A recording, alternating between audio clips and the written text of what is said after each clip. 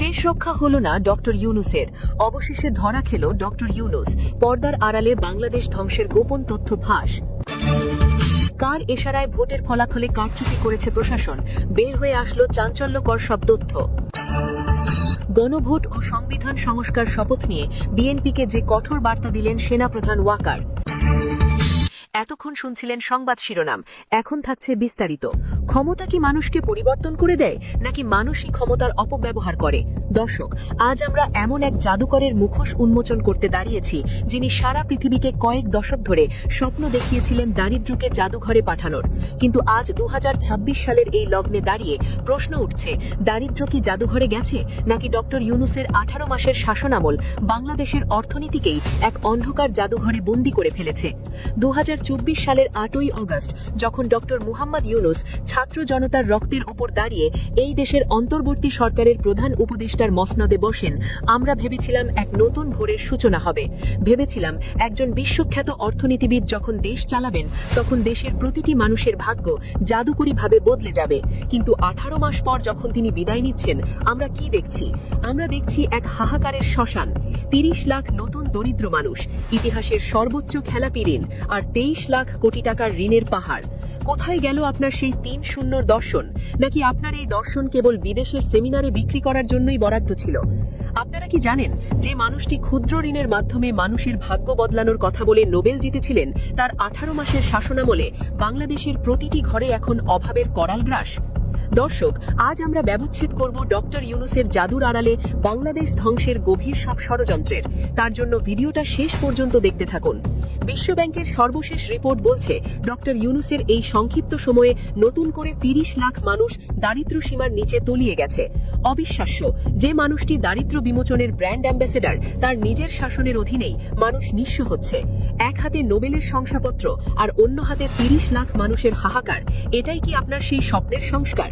বিশিষ্ট অর্থনীতিবিদ অধ্যাপক আব্দুল বায়েস আজ স্পষ্টভাবে আঙুল তুলে দেখাচ্ছেন, আপনার আমলে অর্থনীতি কেবল ধীর গতি হয়নি, বরং তা সম্পূর্ণ মুখ থুবড়ে পড়েছে।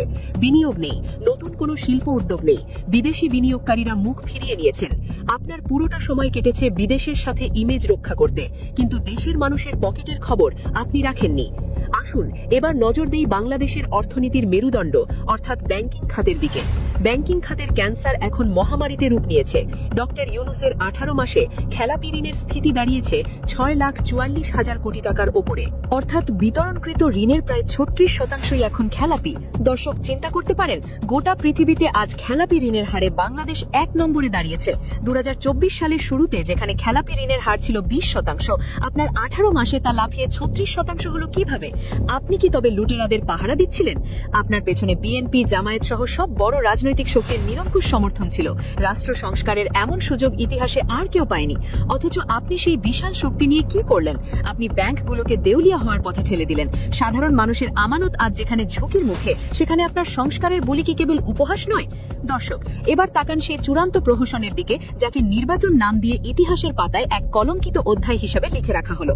ডক্টর ইউনূস, আপনি তো গণতন্ত্রের কথা বলে মুখে ফেনা তুলেছিলেন, কিন্তু পর্দার আড়ালে আপনি কোন খেলা খেললেন? দেশের সচেতন মানুষ আজ বুঝে গেছে, আপনার এই নির্বাচন ছিল মূলত একটি সেফ এক্সিট বা নিরাপদ প্রস্থানের নিখুঁত চিত্রনাট্য। একটি বিশেষ রাজনৈতিক পক্ষকে রাষ্ট্রীয় সুযোগ সুবিধা আর ক্ষমতার মসনদে বসিয়ে দেওয়ার যে গোপন আতাত আপনি করেছেন, তা কি ধামাচাপা দেওয়া সম্ভব? আপনার প্রশাসন, আপনার নিয়োগকৃত ডিসি, এসপি এবং আপনার অনুগত নির্বাচন কমিশনকে ব্যবহার করে আপনি জনমতের প্রতিফলন ঘটাননি, বরং ফলাফলের কারিগরি করেছেন।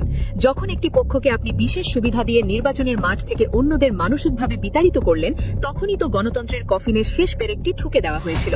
18 মাস পর আপনি যখন শান্তিতে বিদায় নিচ্ছেন, তখন প্রশ্ন জাগে, এই শান্তি কি জনগণের জন্য, নাকি আপনার নিজের পিঠ বাঁচানোর জন্য? দর্শক, রিজার্ভ নিয়ে ডক্টর ইউনূস যে রাজনীতির খেলা খেলেছেন, তা শুনলে আপনাদের রক্ত গরম হয়ে যাবে। বিদায়ী ভাষণে তিনি খুব গর্ব করে বলেছেন, আমাদের রিজার্ভ এখন $34 বিলিয়ন। কিন্তু এই ডলার কি আসমানে থেকে পড়েছে? গবেষক ডক্টর লুবনা তুরিন আমাদের চোখে আঙ্গুল নিয়ে দেখিয়ে দিয়েছেন, এই রিজার্ভের দাম দিয়েছে দেশের প্রতিটি সাধারণ মানুষ। কিভাবে? বিদ্যুৎ উৎপাদন কমিয়ে দেওয়া হয়েছে যাতে জ্বালানি খরচ না হয়, যার ফলে ঘন্টার পর ঘন্টা লোডশেডিং এ পুড়তে হয়েছে মানুষকে। শিল্প কারখানার কাঁচামাল আমদানি বন্ধ করে দেওয়া হয়েছে ডলার বাঁচানোর নামে, যার ফলে উৎপাদন বন্ধ হয়ে লক্ষ লক্ষ শ্রমিক বেকার হয়েছে। জীবনদায়ী ওষুধের কাঁচামাল আনতে ব্যবসায়ীরা হাহাকার করেছে। অর্থাৎ মানুষের পেটে লাথি দিয়ে উৎপাদন ব্যবস্থা ধ্বংস করে দিয়ে আপনি রিজার্ভের ঘর ভরেছেন শুধু বিশ্বকে এটা দেখানোর জন্য যে আপনি সফল। আপনি কথায় কথায় রিজার্ভের বুলি আওড়ান। রিজার্ভ কি কোনো রাষ্ট্রের লক্ষ্য হতে পারে? লক্ষ্য তো হওয়া উচিত কর্মসংস্থান আর খাদ্য নিরাপত্তা। আপনি তো সেই লক্ষ্যকে হত্যা করেছেন। সবচেয়ে ভয়ঙ্কর আর নির্লজ্জ বিষয় হচ্ছে স্বার্থের সংঘাত এবং ব্যক্তিগত ফায়দা হাসিল।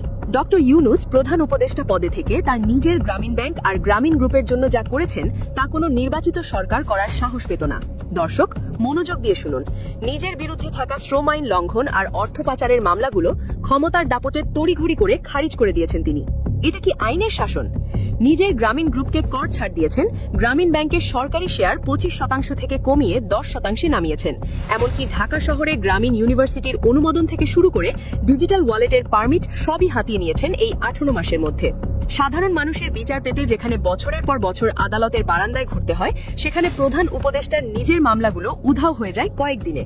একে কি আপনি সুশাসন বলবেন, নাকি নোবেল জয়ীর মোড়কে একচ্ছত্র ক্ষমতার অপব্যবহার? 18 মাসের এই শাসন আমলে আমরা কি সংস্কার দেখলাম? আমরা দেখলাম মব জাস্টিস বা গণবিচারের নামে এক ভয়াবহ অরাজকতা।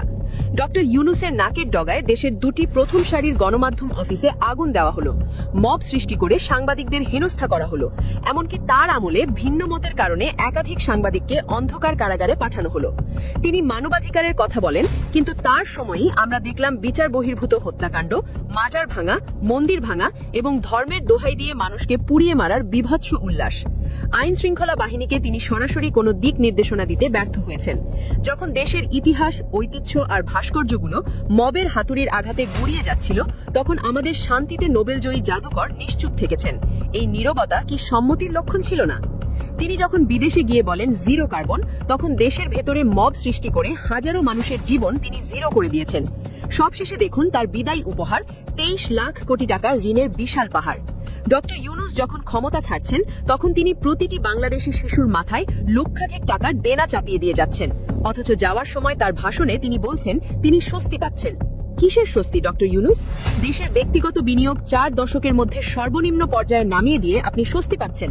বার্ষিক উন্নয়ন কর্মসূচি বা এডিপি বাস্তবায়ন গত 10 বছরের মধ্যে সর্বনিম্ন পর্যায়ে ঠেলে দিয়ে আপনি স্বস্তি পাচ্ছেন? নাকি নিজের পছন্দের গুটি কয়েক সাংবাদিকের সাথে আলাপ করে আর 11টি ঢাউস সাইজের সংস্কার বই ছেপে আপনি নিজেকে ধন্য মনে করছেন? আপনার এই সংস্কারের বইগুলো কি ক্ষুধার্ত মানুষের পেট ভরাবে, নাকি বেকার যুবকের কর্মসংস্থান দেবে? সচেতন মহলের এখন একটাই জিজ্ঞাসা, আপনি কি সত্যিই দেশের জন্য এসেছিলেন, নাকি নিজের অমীমাংসিত হিসেব মেটাতে?